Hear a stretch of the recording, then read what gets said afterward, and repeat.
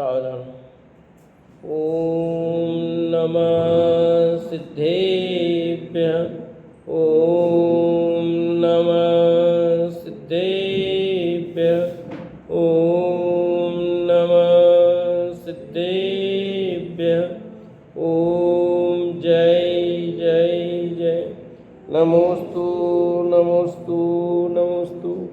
नमो अर्यन्ताणं नमो सेद्धाणं नमो ऐरियाणं नमो वज्रायाणं नमो लोये सवसाणं।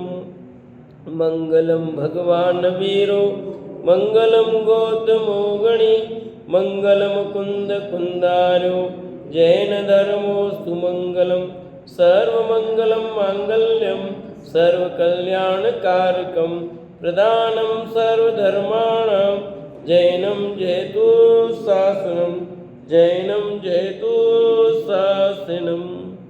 अरिहंत देव वंदे गुरुवंदेन गणनानव्यरायो धम्मदया मे वंदे कम्मक कारणं शुद्धम। बोलिए जिनवाणी मात की जय हो। बोलिए सती मात की जय हो। सुदृष्टि तरंगिणी नाम का ग्रंथ पंडित टेकचंद जी कृत और अपनी चर्चा जो चल रही थी उसी के आगे की चर्चा पर लेंगे। हमने सामान्य शुद्धात्मा का भाव जानने की बात कही दी थी। कितने प्रकार के भय से रहित होता है? 13 प्रकार के भय से रहित होता शुद्धात्मा, ये बात कही थी। अब आगे करते हैं पेज नंबर 250 गाथा नंबर 52। जब धर्म के प्रसाद से अचेतन आकाश द्रव्य भी भक्ति करता है तब यदि इंद्र चक्री आदि चेतन भक्ति करे तो क्या आश्चर्य, ऐसा कथन करते हैं। समझ में आया कुछ? जब धर्म के प्रसाद से अचेतन आकाश द्रव्य भी भक्ति करता हो तो फिर इंद्र चक्री आदि चेतन भक्ति करे तो कोई आश्चर्य की बात? अरे ऐसा ही सहज नियोग बनता है। धर्म के प्रसाद से अचेतन पदार्थ भी अपने अनुकूल परिवर्तित हो जाते हैं, ऑटोमेटिक। आपके शरीर में अरंतु के परम उदारिक शरीर बना, किसके प्रभाव से बना बताओ? किसके प्रभाव से बना है? तो जड़ी ना। जो उदारिक शरीर है परम उदारिक हुआ है, पर है तो पुद्गल परमाणु ना। तो वो परिणमित हुआ कि नहीं हुआ? तो ऐसे ही कह रहे हैं कि जब अचेतन पदार्थ भी भक्ति करने लग जाए तो चेतन पदार्थ करें तो क्या आश्चर्य की बात है। देखो, आधा दम पसायो नभ अचेय नगदार के भक्ति तो सुर नर खग पूजे को विस्मय दम से शिव कज्जे। जब धर्म के प्रसाद से जड़ नव रत्न वर्षा करे आश्चर्य क्या देवादि पूजे धर्म को शिव के लिए। ही आत्मा, धर्म के प्रसाद से अचेतन आकाश भी रत्नों की धारा के माध्यम से भक्ति करता है। यदि देव मनुष्य विद्याधर पूछते हैं तो इसमें क्या आश्चर्य है? अतः मोक्ष की प्राप्ति के लिए धर्म का सेवन करो। कितनी बढ़िया बात आई है कि जब गर्भ में आते हैं तीन लोक के नाथ का जीव, तो गर्भ में आने के पहले रत्नों की वर्षा हो जाती है आकाश से, है? और गर्भ में आने के बाद और यथा अवसर कितने रत्नों की वर्षा होती रहती। बाकी तो ये तो 15 महीना है ही। पुष्पों की वर्षा, रत्नों की वर्षा होती कि नहीं होती है? तो कहते हैं धर्म के प्रसाद से चेतन आकाश भी रत्नों की धारा के माध्यम से भक्ति करता है। तब यदि देव मनुष्य विद्याधर पूजे तो क्या स्तर की बात है, ये तो अचेतन पदार्थ है। भगवान की भक्ति आदि रूप धर्म का फल तो ऐसा है कि जिसके प्रसाद से अचेतन आकाश से भी रत्नों की धारा बरसकर वह भी धर्मात्मा जीवों की महिमा प्रकट करता है। ऐसा करके वो मानव धर्मात्मा जीवों की सेवा करता है। किसकी सेवा कर रहा है? आज दिया ना अखबार में मोदी जी ने, उनके भाषण में उन्होंने कि देखो मौसम भी चाहता है कि बीजेपी आए, कांग्रेस नहीं आए। धूप थी, मौसम अनुकूल हो गया तो उन्होंने कहा देखो मौसम भी चाहता है कि ऐसा नहीं होता है। पंचकर्ण होते हैं वो तो हल्की हल्की बारिश है, मौसम बहुत अनुकूल हो गया। ये तो प्रकृति का, तो कह रहे आकाश जड़ होने के कारण वह भक्ति कैसे कर सकता है? रत्न धारा तो देव करते हैं, इससे आकाश की भक्ति कैसे हुई? ये प्रश्न मैंने भी खड़ा मन में किया ही था और यहाँ आया भी है। समाधान, आकाश जड़ है, उसकी भक्ति भाव कैसे हो सकता है? ये बात तो प्रमाण है, सभी जानते हैं कि वह चेतन नहीं है। परंतु धर्म का महात्म्य ऐसा है कि आकाश में स्थित उद्गल द्रव्य स्कंदों का रत्नादि रूप परिणमन होकर उनकी वर्षा होने लगती है। अतः हे भव्य, जीवों को अतिशय बताने के लिए ऐसा कहा है कि आकाश भी धर्म प्रसाद से रत्न धारा वर्षा कर धर्मात्मा जीवों की सेवा करता है। क्यों कहा ये? नहीं, क्या लिखा? पूरा ध्यान से नहीं सुना। धर्म का महात्म्य ऐसा है कि आकाश में स्थित उद्गल द्रव्य स्कंदों का रत्नादि रूप परिणमन की वर्षा होती है। अतः हे भव्य, जीवों को अतिशय बताने के लिए, क्या यहाँ? जीवों को अतिशय बताने के लिए। दुनिया चमत्कार को नमस्कार करती है, तो जीवों को अतिशय कैसा होता है वो बताने के लिए ऐसा कहा है कि आकाश भी धर्म प्रसाद से रत्न धारा वर्षा कर धर्मात्मा जीवों की सेवा करता है। तब देव, चक्री, खग, नारायण, प्रतिनारायण, बलभद्र, कामदेव, महामंडेश्वर आदि राजा रूप चेतन द्रव्य तथा भवनपति, ज्योतिषपति, वेंतर, कल्पवासी, कल्पाति आदि देव रूप चेतन पदार्थ धर्म के प्रसाद से धर्मात्मा जीवों की तथा धर्म की सेवा करते हो। तो इसमें क्या आश्चर्य है कि पुद्गलों का परिणमन हो रहा है ना। इसलिए मैंने आपको परम औदारिक शरीर की बात कही थी। वो किसने किया? चलो रत्नों की वर्षा तो देवों ने की, पर उनके परम औदारिक शरीर किसने किया? देवों ने किया। वो देवों ने थोड़ी किया। परम औदारिक शरीर का निर्माण तो देवों ने नहीं किया ना, वो तो धर्म का ही प्रसाद है कि नहीं है? कितने ही जीव सहज शांत हो जाते हैं, धर्म का प्रसाद है। तो ये देवादि सब लोग सेवा करते हैं तो क्या आश्चर्य की बात है, धर्म का प्रसाद ही ऐसा है। कितने लोग आज भी मुनिराज के पास क्या है? कुछ नहीं है, फिर भी लोग लगे हुए हैं। किसके प्रसाद से? ज्ञानियों की सेवा में क्यों लगते हैं? मुनिराज नहीं है, श्रावकवृंद है, ब्रह्मचारी है, कोई विद्वान है, बड़े उनकी सेवा में लग जाते हैं। किसके कारण? ये धर्म का प्रसाद है। धर्म के प्रसाद से क्या क्या नहीं होता है, सहज अनुकूलता हो जाती भैया। वे तो करते ही करते हैं। ऐसा जानकर भविष्यों को धर्म की तथा धर्मी पुरुषों की सेवा भक्ति करना योग्य है। ऐसा जानकर ये बताया है कि जब अचेतन पदार्थ भी धर्मात्मा जीवों की सेवा करते हो तो चेतन को तो सेवा करने में पीछे नहीं रहना। ये कहना क्या निष्कर्ष निकाला? भव्य जीवों को धर्म की तथा धर्मी पुरुषों की सेवा भक्ति करना योग्य है। इसलिए जो भव्य जीव हैं उनको भी धर्म स्थानों की, धर्म के मार्ग की, धर्मी पुरुषों की सेवा करना योग्य है, उसमें पीछे नहीं रहना। आपको भी उस धर्म का फल मिलेगा।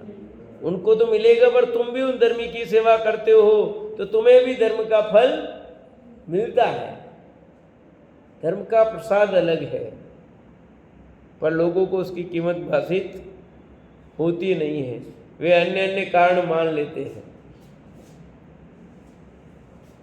सहज होता सब कम हो जाता है। धर्म के प्रसाद से महा संकट दूर स्वतः हो जाते हैं। चाहने से नहीं होते, स्वतः हो जाते हैं। हम तो दे रहे संकट आ रहे हैं कि संकट आते तो हैं, आएंगे। तीर्थंकरों के आए पर हुआ क्या ये तो बताओ। ढल जाते हैं आप तो, हम तो देख रहे आए पर उनका हुआ क्या, उनके क्या फर्क पड़ा। तो कुछ आ सकते हैं पर बहुत ज्यादा टल गए वो नहीं देखे। कितना पाप टल गया उनके और कुछ आ गया तो क्या खास बात है। कुछ तो आई, बाढ़ में कूदे बहुत लोग मर गए और एक दो बच गए, तो बच्चों की महिमा आती कि नहीं आती है, हैं? बाढ़ में नुकसान बहुत हुआ है पर बच गए। जैसे जंगल जल गया पर उसमें वो पेड़ बच गया, उसमें ग्रंथ बच गया, तो महिमा आई किसकी आई? उस ग्रंथ की, उस महिमा आई नहीं, इस धर्म की तो महिमा आई कि सारा जंगल जल गया, वो पेड़ क्यों सुरक्षित रह गया। क्या कारण रहा ऐसा? अचेतनी तो था ग्रंथ। तो जिस ग्रंथ को कुंद आचार्य देव ने, ग्वाले के जीव ने उस ग्रंथ को लिया था और फिर मुनिराज को बाद में भेंट किया था, तो ग्रंथ जो बचा वो किसका प्रसाद था? आग थी ना, सब अचेतन ही तो थे, पर वो धर्म का ही प्रसाद था। स्वयं सुरक्षित हो गया नहीं हो गया बोलो। अब ऐसे ऐसे पुण्याधिकारी पद स्थावन पुरुषों के भोग इंद्रिय सुख भी विनाशिक हैं, ऐसा दिखाते हैं। अब खास क्या बता रहे हैं? ऐसे ऐसे पुण्याधिकारी भी हैं बोले, पद स्थावन है, पुरुषों के भोग इंद्रिय सुख भी विनाशिक हैं, वे भी चिरस्थायी नहीं है। क्या कहते हैं? गाथा नंबर 53 देखो भैया। रायद राम रायो अद मंड मंडेय मंडो अद चक्की म चक्की खग सुर देवाण सयल स्वतिरो हे अर्ध मंडल मंडल मंडलेश खगेश सुर नृपमा नृप देवेश चक्री अर्ध चक्री सुख अथिर राजा महाराजा अर्धमंडेश्वर मंडलेश्वर महामंडलेश्वर अर्धचक्री सकल चक्री है ना, सकल चक्री मतलब षटखंडी, ठीक है, चक्रवर्ती खगेश्वर देव इंद्र, इन सभी के सुख स्थिर है। सकल चक्री यानी चक्रवर्ती, षटखंड पूरा चक्र, अर्धखंडी और पूर्णखंडी समझो, षटखंडी, षटखंड का पूरे 6 खंडों का अधिपति, 6 खंड का धारी चक्रवर्ती सकल चक्री कहलाता है। और जो 3 खंड का होता है उसे अर्धचक्री कहते हैं। आप कहते हैं ऐसे ऐसे महान पुण्यशाली बड़े बड़े राजा महाराजाओं का वैभव भी, उनकी स्थिरता भी नहीं है, वे सब भी अस्थिर हैं। राज पद भी जाता है, महाराज पद भी जाता है, चक्रेश्वर भी जाता है, जो चक्री भी जाता है, हाँ, ये सब अस्थिर हैं, चिरस्थायी नहीं है। कौन से पद के तुम चक्कर में पड़े हुए हो, हैं? कौन सा पद स्थायी है? इन सभी के सुख स्थिर हैं। ये जितने जितने आपको बड़े बड़े पद गिनाए हैं, इन पदधारियों के बड़े बड़े ठाट बाट हैं, वो ठाट बाट कैसे हैं? अस्थिर है, अस्थिर है, स्थिर नहीं है। बड़े बड़े सुख भोगने वाले कब जेल में चले जाएं पता नहीं लगता है, है, कुछ पता नहीं लगता है। जिसके घर में यथार अधीन करोड़ों ग्राम है वह राजा है। जिस राजा के वांछित भोग जिसकी ऐसे ऐसे 500 राजा सेवा करते हैं, उनके चाकर नौकर हैं, वह अधिराजा है। उनके सुख देखते देखते ही नष्ट हो जाते हैं। क्या लिखा?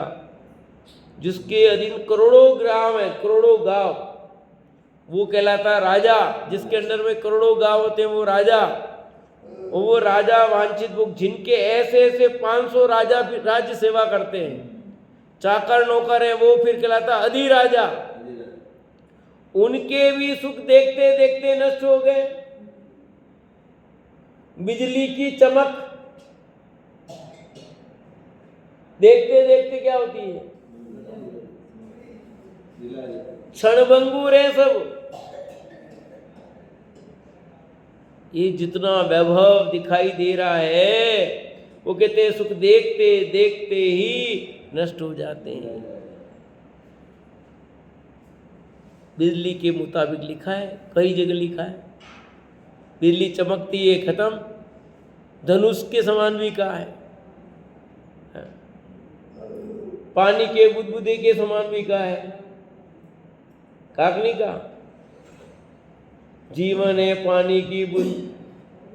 वो तो जीवन का, पर ये सब स्थिर है। पानी में प्रपोटे आते ना, वो पत्थर डालो पानी के अंदर, वो बुलबुला आता है, वो कितनी देर रहता है। ऐसे ये जितना वैभव तुम्हें दिखाई दे रहा है, वो वैभव कैसा है?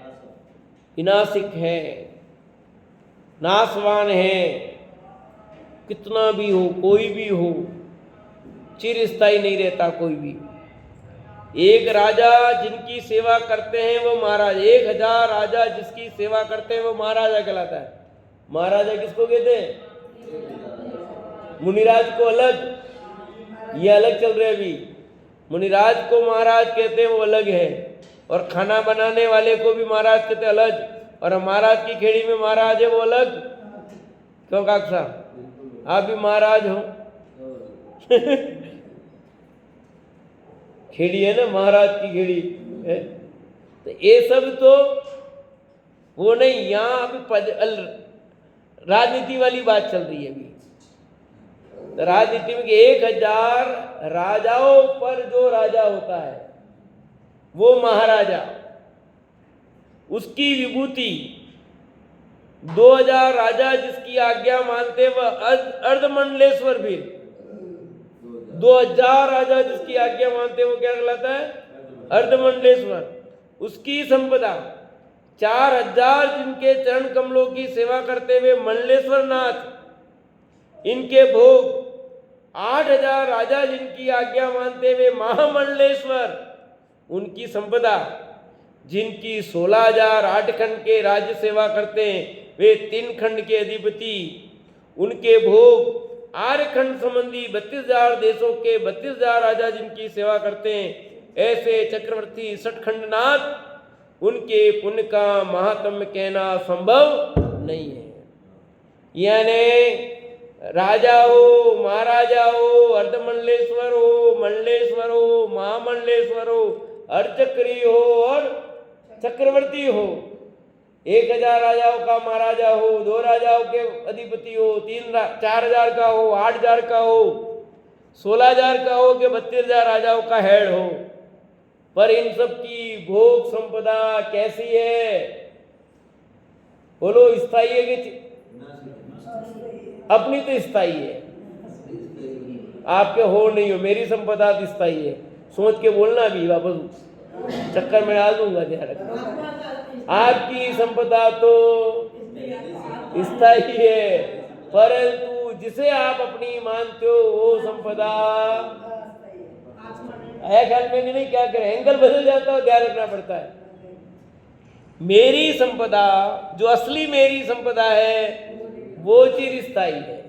पर जो अपनी नहीं है, वो अपनी मान करके क्या कर रहे हैं? अपन अहंकार कर रहे हैं, उस पर अपना अभिमान दिखा रहे हैं, उस पर अपना रुतबा बता रहे हैं। वो कहते हैं जब इतने बड़े बड़े राजाओं महाराजाओं की भोग संपदा नहीं रही तो तू किस खेत की मूली है, तेरे पास उनके सामने है क्या? क्या है? कुछ तो नहीं है। फिर क्यों इतना अभिमान लेकर के चल रहा भैया? व्यर्थ का अभिमान। आज है और कल, वैसे कहते हैं लक्ष्मी चंचल है, आज है और कल, देखा ना करोड़पति को रातों रात करोड़पति होते देखा है और करोड़पतियों को करोड़पति होते देखा है। कब बदल गई काया? शेयर मार्केट में एक बार ऊंचा हुआ ये गया और नीचे आया ये धड़ाम से गिरे। रोज देखते कि नहीं देखते कहानी? 2 नंबर का आदमी भी कितने नंबर पर चला गया है? 1 नंबर पर मुकेश, 2 नंबर पर अडानी, फिर 2 नंबर 1 नंबर पर अडानी, वापस अभी कहाँ नीचे चला गया। हाँ, मुकेश और अनिल दोनों में देख लो, अनिल जी कहाँ है, मुकेश जी कहाँ है? क्या है ये? तो सब प्रत्यक्ष है ना। आपने राजा महाराजा मंडेश्वर नहीं देखे, ये तो प्रत्यक्ष रोज देख रहे हैं ना इनको। तो क्यों भाई, देख रहे नहीं देख रहे हैं? और जाने दो, अपने आस पड़ोस घर में भी इधर उधर देख रहे नहीं देख रहे हैं? कई लोगों को आपने देखो जिसके पास खाने की स्थिति नहीं थी, आज वो कहाँ पहुंच गए हैं। और जिनके पास कितने नौकर काम करते थे, आज वो किसी की नौकरी कर रहे हैं। ऐसे है कि नहीं है बोलो? और सब लेने देखे ऐसा, ये तो सब प्रत्यक्ष है ना।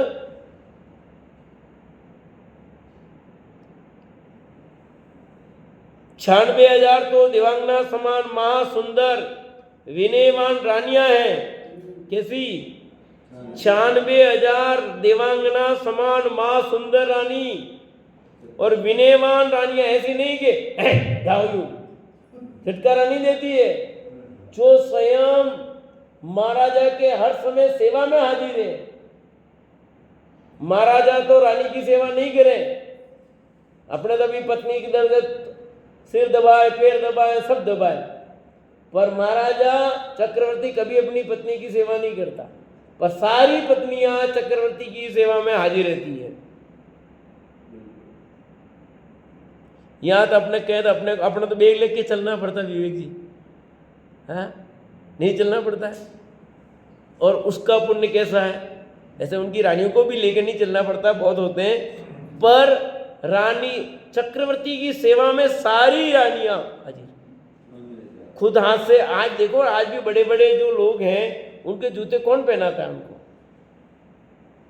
उनकी दाढ़ी वैसे बनते थे कौन करता है?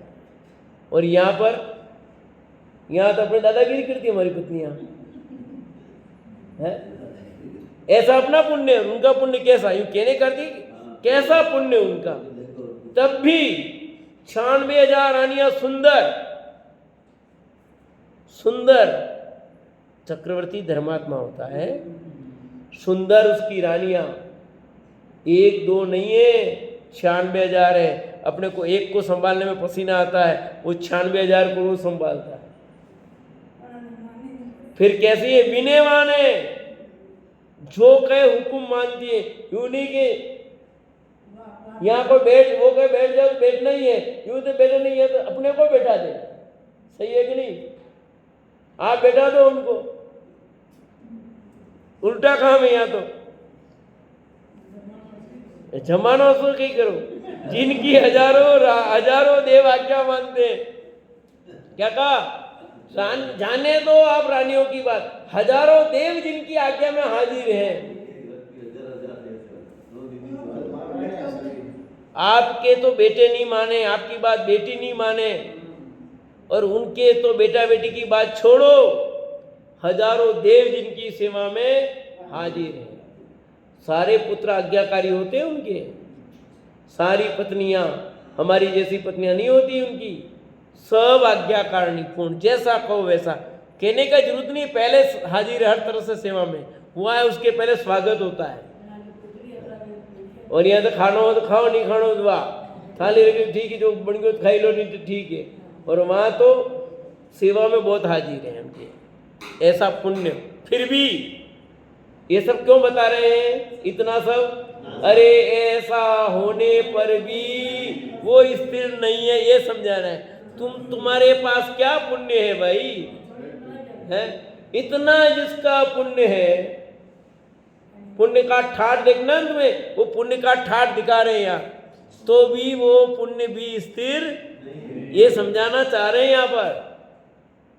क्या सुमन दीदी, ये क्या कह रहे हैं वो देखो, जिनके 84 लाख हाथी,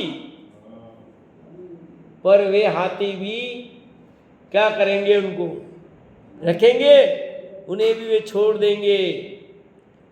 84 लाख रथ हैं जिनके पास, इत्यादि संपदा के नाथ, मनुष्यों के इंद्र, उनकी ये रिद्धिया, महामान के शिखर पर चढ़े हुए मान अतिशय सहित पुण्यधारी इत्यादि पदों के धारक पदस्थ पुरुष अपनी संपदा को स्त्रीभूत समझ सदैव सुख सागर में मग्न रहना चाहते हैं, परंतु इनकी संपदा देखते देखते नाश को प्राप्त हो गई। कि ऐसे ऐसे वैभवशालियों की भी संपदा देखते देखते, क्या आपने देखा एक भी पुराण में ऐसा कोई उदाहरण है, मुझे बताओ कि चक्रवर्ती का बेटा चक्रवर्ती बेटा बना हो, तो बताओ मुझे एक भी उदाहरण किसी भी पुराण में आया हो तो उठा के बता दो मेरे को। क्या हुआ, चक्रवर्ती का वैभव देखते देखते विलय को प्राप्त हो गया। एक भी कोई चक्रवर्ती का बेटा चक्रवर्ती नहीं बना। किसने देखा ये? हाँ, किसने देखा? मैंने देखा। आपने देखा? हाँ, मैंने प्रत्यक्ष देखा, मैंने तो प्रत्यक्ष देखा है। आपने देखा हो नहीं देखा, पर मैंने तो ये प्रत्यक्ष देखा है। करोड़पतियों के बेटे सब करोड़पति हो, ये जरूरी नहीं है। करोड़पति करोड़पति ये तो देखा, पर ये चक्रवर्ती का सब गायब चला जाता है, वो नहीं देखा ना। हाँ देखा ना, चक्रवर्ती मतलब बहुत वैभवशाली, यूं समझो आज की तारीख में अपन तो बहुत वैभवशाली, पर उसका वैभव वैसा का वैसा ना देखा आपने, वैभव भी नहीं देखा है, चक्रवर्ती भी नहीं देखा, बस तो बात खत्म होगी ना। यही अपन ने एक उदाहरण आ रहा ना, उस चक्रवर्ती को मतलब आज के चक्रवर्ती आदमी तो शास्त्र में पढ़ते तो आपने अपने पेट में ये हो गया, आपने क्या देखा, आपकी पीठ है पीछे देखी आपने, आपके पीठ में पीछे क्या देखा आपने, पर मैं कह रहा हूँ पीछे तिल है आपके पीठ के पीछे, मैंने देखा आपके पीठ के पीछे तिल है, आपने नहीं देखा पर हमने देखा ना। वो तो कोई बता रहा है ना, तो ये अनंत तीर्थंकर भगवंतों ने देखा है, प्रत्यक्ष देखा है, अभी देख रहे हैं, और हम भी तो देख रहे हैं, हम भी देख रहे हैं, ऐसा नहीं देखा है हमने, हम भी तो चक्रवर्ती के काल में उत्पन्न हुए हैं, नहीं हुए ऐसा तो हुआ ही नहीं है। सबने प्रत्यक्ष देव के रूप में देखा होगा, देव बन करके देखा होगा, मनुष्य रूप में देखा होगा, किसी न किसी पर्याय में देखा हो सकता है। चक्रवर्ती की सेना हो, चक्रवर्ती के हाथी बने हो, चक्रवर्ती के घोड़े बने होंगे, ये भी तो हो सकता है? चक्रवर्ती की छोटी मोटी दासी बने हो, क्या पता क्या बन गए हो अपन। देखा, सब देखा भैया, सबने देखा है। नहीं ध्यान है वो अलग बात है, कुछ न कुछ तो होंगे आप। जीवजरा अमर है, मृत्यु को तो प्राप्त होता ही नहीं है। सामान्य कथन है, विशेष कथन नहीं। विशेष में हो सकता है तुम एकेंद्री में निगोद में नहीं निकले हो तो ना देखा हो, पर सामान्य कथन में कह सकते कि सबने देखा है। ठीक है, पदस्थ पुरुष अपनी संपदा को स्त्रीभूत समझदेव सुख सागर में मग्न रहना चाहते हैं। आज जो भोग सामग्री उसमें वो स्थिर होकर के मग्न रहना चाहता है, बस जो है वो बना रहे, बस भगवान और कोई बात, जो है वो बना रहे, जो है वो बना रहे, पर ये कभी संभव ही नहीं है जो बना रहेगा। इनकी संपदा देखते देखते नाश को प्राप्त हो गई, जैसे बिजली अल्प उद्योग कर नाश को प्राप्त हो जाती है, उसी प्रकार मां चपल संपदा विनष्ट हो जाती है। जैसे बिजली अभी 96,096, हाँ 96,000 उदाहरण के हर रानी के पास जाता है। हाँ, पर अपने नहीं जाना, अपने एक के पास ठीक है। बिजली अल्प उद्योग कर नाश को प्राप्त हो जाती है, उसी प्रकार महाचपल संपदा विनष्ट हो जाती है, वो विनष्ट हो जाती है। कितनी संपदा हो, 1 सेकंड बटन बंद करो, सब लाइटें, पूरे उदयपुर की लाइट बंद करनी हो सकती है कि नहीं हो सकती है बताओ? 1 सेकंड में पूरे उदयपुर की लाइट बंद हो सकती है नहीं हो सकती है? पूरा उदयपुर अंधकार में, जहां से मैंने वहां से बंद कर दिया, पूरा उदयपुर 1 सेकंड में अंधकार में हो जाएगा नहीं हो जाएगा? अपने यहाँ की लाइट बंद करनी हो जाना उदयपुर, ये तो अभी नीचे से स्विच नीचे कर दे, पूरे मंदिर में अंधकार हो जाएगा कि नहीं हो जाएगा? तो एक क्षण ही लगा ना, ये बिजली की है, यहाँ तो वो आकाश में बिजली चमकती है वो वाली बात है, पर ये बिजली समझ लो आप तो भी वैसी बात है। मां अतिशयवान पुण्य धारक देवों के समान निवास करने वाले, वांछित भोगों के भोगी विद्याधर, 4 प्रकार के देव, अद्भुत रस के भोगी, महापराक्रमी, देवों के नाथ इंद्र, मनोअगोचर लक्ष्मी से सहित असंख्यात देवियों की सराग चेष्टा से मोहित चित्त वाला, मन वचन काय संबंधी वांछित सभी इंद्रियों के भोगों का भोगी देवेंद्र, इस प्रकार कही गई जो देवों मनुष्यों की सर्वोत्कृष्ट सुख संपदा, उस सभी को विनाशिक स्वप्नसम भ्रम उत्पन्न करने वाली जानना। कि कह रहे हैं मनुष्यों की तो आपको प्रत्यक्ष देख ही रहे हो कि मनुष्यों की संपदा कैसी है, जाने दो किसी को, अपने खुद को देखा सबने नहीं देखा है, दूसरे किसी को नहीं देखा। आपने आपके पास कितनी संपदा आई और कितनी गई, मैं पूछता हूँ? रोज आती है रोज चली जाती है, कितनी संपदा आई और कितनी गई आप? हा? कितनी संपदा आपके हाथों में आई है और कितनी चली गई बोलो? क्या क्या आपके घर में सब कुछ स्थिर रहा है जब से हो तब तक? कितना उतार चढ़ाव आपने अपने जीवन में नहीं देखा? सबको जाने दो, खुद को तो देखा है, खुद का तो ख्याल है, मतलब अपने परिवार का तो ख्याल है कि हम कैसे उतार चढ़ाव हमारे जीवन में आए हैं। किसी दिन हम लाखों में खेले और कभी हम कुछ नहीं। अरे कभी ग्राहकी बहुत अच्छी चलती है, कभी 1 रुपया भी नहीं आता है, बोनी नहीं होवे दिन भर, ऐसा नहीं होता। कभी देखो तो पूरे महीने की कमाई 1 दिन में हो जाती है। एक ग्राहक आ गया अच्छा खासा आपके, तो पूरी महीने की कमाई दे जाए, ऐसा भी हो सकता है। और कभी बोनी नहीं हो, ऐसा भी होता है कि नहीं होता? बोलो सोना चांदी वालों के। क्यों जिया जी, हुआ कभी ऐसा आपके? नहीं हुआ? कभी बोनी नहीं हुई हो? हुआ ऐसा कभी? होता क्यों भाई? तो इससे पता लगता है कि तेरे चाहने से नहीं होता भाई, हमारे चाहने से हो तो हम फिर चलता है। तो इसलिए अपने को अहंकार नहीं करना चाहिए। कहना चाह रहे तो किस पर अभिमान करता है, ये कह रहे हैं, वही समझा रहे हैं यहाँ। ये अहंकार करने योग्य नहीं है। बड़े बड़े देवों की बात बताई फिर कि मां अतिसेवान पुण्य धारक देवों के समान निवास करने वाले, वांछित भोगों के विद्याधर।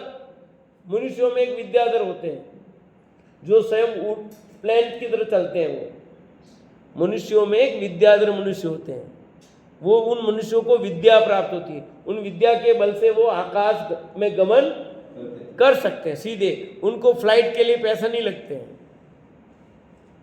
क्या बुकिंग नहीं करानी पड़ती है फ्लाइट की? अपन बने विद्याधर मनुष्य, ठीक है। अपन सोचते के लिए कि मेरे, अरे चिड़िया पशुओं की तरह मनुष्य भी विद्याधर है, जो सीधे पक्षियों की तरह आकाश में उड़ जाते हैं, गमन करते हैं एक स्थान से दूसरे स्थान। उनको ऐसी विद्या है, उस विद्या के बल से अनेक काम वो कर देते हैं। तो विद्याधर हुआ, वांछित भोगों के भोगी विद्याधर हुआ तू। 4 प्रकार के देवों में देव, अद्भुत रस का भोगी जो होते हैं, महापराक्रमी देवनाथ इंद्र, इन सब के भी वैभव स्थिर नहीं रहे, क्योंकि उनको भी ये पर्याय क्या हुई, छोड़नी पड़ी है। मनोगोचर लक्ष्मी से सहित असंख्यात देवियों की श्राद्ध चेष्टा से मोहित वाला, जिनकी जो 16 सरतक देव हैं उनकी तो देवियां भी बहुत होती हैं। एक एक देव की कितनी देवियां हैं? असंख्यात देवियां। 32,000 देवियों के स्वामी। एक एक देव की कितनी देवियां हैं? इतना ठाड़ होगा। ऊपर के देव 16 सर के ऊपर नहीं है। हाँ, मन वचन काय संबंधी वांछित सभी इंद्रियों के भोगों का भोगी देवेंद्र हुआ तू, तो भी वह स्थिर नहीं रहा। लेते रहो जबकि एक एक बीच में। इसी प्रकार कही गई जो देवो, किताब में देखो थोड़ा, जहां कहाँ पढ़ रहा हूं बताओ मेरे को, कट्ठे पढ़ रहे हो बताओ, बोलो पढ़ो, तभी नींद उठ जाएगी। बताओ कौन से पेज पे हैं? 251 पेज पे नीचे से दूसरा पैराग्राफ देखो। हाँ देखो नीचे से, मन वचन काय संबंधी वांछित सभी इंद्रियों के भोगों का भोगी देवेंद्र इस प्रकार कही गई जो देवो, मनुष्यों की सर्वोत्कृष्ट संपदा, सर्वोत्कृष्ट संपदा, उन सभी को विनाशिक समझो। स्वप्न सम, जैसे आपको सपने आए और आंख खोलो तो वो चीज मिलती ही नहीं है। मिलती है क्या? सपने में राजा महाराजा बन गए, प्रधानमंत्री बन गए, सब बन गए, न जाने कितना बड़ा महल खड़ा कर लिया अपन ने, और आंख खोली तो महल की जगह एक ईंट भी नहीं मिली। ठीक है, सपना आया कि मेरे को 100 किलो सोना मिला है, और देखा तो कण भी नहीं मिला। ठीक है कि नहीं? सोने का भाव 72,000 हो गया। आज रात में सपना देखा 72,000, 100 किलो सोना आया, मैं तो अरबोपति बन गया। आंख खोली तो एक टीला ही नहीं मिला। 72,000 की जगह 1,000 रुपये में भी 71,400 हो गया। तो मेरे को 100 किलो सपने में 100 किलो सोना मिला था, कितने का मालिक हो गया मैं? पर आंख खोली तो क्या बेचूं, क्या करूं, बोलो मैं। तो ये सपने सम है सारा वैभव। तो भ्रम उत्पन्न करने वाली जाना, सब जितनी भी संपदा है, जितने भी भोग है, काक बीट सम गिनत सम, ये तो भैया सब कैसे हैं? गुरुदेव की भाषा में कहूं तो धूल है, धूल। वो तो बार बार कहते हैं। कोई लोग जाते और कोई व्यक्ति सेठ उसको अपना ये दिखाते हैं, सब आते तो अपना घर महल दिखाते, बंगला दिखाते थे, तो गुरुदेव उसको कहते हैं धूल छे। इतना बढ़िया दिखाया और उन्होंने क्या सर्टिफिकेट दिया? ऐसे लोगों को दिखाना चाहिए, ऐसे लोगों को अपना वैभव घर दिखाना चाहिए कि हाँ, उनको दिखाना बहुत जरूरी है। नहीं तो कौन समझाए? तेरा जो अहंकार पड़ा तो उस अहंकार को कम कौन कर सकता है? ज्ञानी लोग ही अपने अहंकार को कम कर सकते हैं। तो ये समझा सकते हैं कि जितना भी वैभव है ये धूल है। क्या साथ लाया और क्या लेके जाएगा? बता, कितना लेके जाओगे? बोलो, कुछ लेके जाओगे? हम एक जगह मिलने गए, बात करने गए, वो बोला कि हम साथ लेके नहीं जाएंगे। मैं साथ लेके तो नहीं, मैं कहा तुम क्या कोई भी नहीं जाए? यदि साथ ले जा सकता होता तो सबसे पहले मैं ही ले जाता, मैं ही लेके जाऊंगा सबसे पहले जो अवसर मिले तो। अरे दुनिया में आप कह रहे हो ये बात, दुनिया में कोई भी कुछ चीज़, ये मकान, जितनी दुकानें हैं, वो सब आप कोई भी साथ लेके नहीं जा सकता है। तुम बात ये बात क्यों कह रहे हो? बात न्याय की करो ना, बात पूछी क्या जा रही है और क्या कह रहे हो? मैं साथ लेके नहीं जाऊंगा। तो तुम नहीं ले जाओगे, हम ले जाएंगे क्या? हम भी साथ में नहीं ले जा सकते। यदि ले जा सकते हो तो मैं सबसे पहले मैं ही ले जाऊंगा। सिकंदर, महाराजा सिकंदर, हाँ, उसने हाथ बाहर रखे थे। महाराजा सिकंदर की बात है, उसने कहा था कि सारी दुनिया को जीता। हाँ, उसी का तो कह रहा हूँ। उसने बता दिया कि भैया देखो, इतना बड़ा महाराजा भी अब खाली हाथ जा रहा है, कुछ लेके जाए, इसलिए तुम शिक्षा दे, अंतिम शिक्षा यही है मेरी, पर आप सब तो लेके जाओगे, ऐसा है ना? ये कह रहे हैं सब विनाशी के स्वप्न समय भ्रम उत्पन्न करने वाली जन सिर्फ भ्रम उत्पन्न करते हैं। भ्रम हो गया है अपने को, क्या हो गया है? भ्रम हो गया है। भ्रम का कोई इलाज? आधे लोगों को बीमारी कुछ भी नहीं है, भ्रम की बीमारी है। सच कहता हूं, मनोचिकित्सा कहीं क्या है? भ्रम का है। अधिकांश लोग दुखी भी भ्रम से ही हैं। उसने मेरे बारे में ये सोचा होगा, उसने ये सोचते होंगे, अब अगले ने सोचा नहीं सोचा कुछ पता नहीं, पर वो उसको भ्रम हो गया। जैसे मान लो आप दोनों बातें कर रहे हो, पर आपकी बात एंड होनी थी मैं इतने, और आपने बात देखो मेरे जाते ही बात बंद कर दी, जरूर मेरे बात, जबकि आप मेरे बात में एक शब्द बात नहीं थी, आप कोई बात बंद कर रहे थे और ऑटोमेटिक वो बात पूरी हुई, पर मेरे आने पर वो बात बंद हुई। मुझे क्या भ्रम हो जाएगा कि निश्चित रूप से मेरे बारे में कोई बात कर रहे थे और इन्होंने मेरे आते बंद हो गए। अरे करो करो करो, तो भाई हमारे तुम्हारे बारे में कोई बात है नहीं, पर एक भ्रम का क्या इलाज है? कोई इलाज नहीं। तो हमें भी ऐसा भ्रम हो गया है कि दुनिया में जितनी संपदा जो जो मेरे पास है सबका मालिक मैं हूं, और ये सबका तो तुझे कह रहे कि जब इतने बड़े बड़े राजा महाराजा देवों का वैभव स्थिर नहीं रहा, उनको भी छोड़ करके जाना पड़ा है, या होता जग में जिसको निज कहता वह छोड़ मुझे चल देता है। क्या कहा? जग में जिसको निज कहता वह छोड़ मुझे, या तो वो चला देता है या फिर हम छोड़ के, दो में एक बात तो होगी, या तो आप छोड़ के जाओगे या फिर वो छोड़ के जाएगा, दोनों में एक चीज तो होनी है। पर अपन इस बात को मानने को तैयार है ही नहीं। हाँ, शब्दों में जरूर थोड़ा थोड़ा हाँ कर देंगे, पर अंदर से वो बात नहीं आई। कदाचित साथ सुनते सुनते और बार बार लोग कहते हैं तो थोड़ा शब्दों में आ भी गई, पर अंदर से वो बात अभी भी जो आनी चाहिए हमारे अंदर नहीं आई है। आई क्या? बोलो, नहीं आई है। अतः काहे भव्यो, देखो ऐसी मान सुख संपदा भी स्थिर नहीं रही, तो तुम्हारी तुच्छ पुण्य से एकत्रित हुई प्राचीन अल्प संपदा कैसे स्थिर होगी?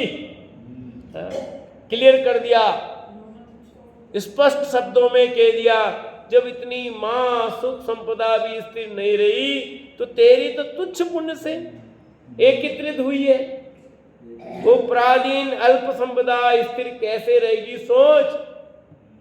अतः ऐसा जानकर तुच्छ स्थिति धारक अत्यल्प समय टिकने वाली चपला विनाशिक भोग संपदा से ममत छोड़कर मोक्ष के अविनाशी सुख के लिए धर्म का सेवन करना योग्य है। क्या लिखा?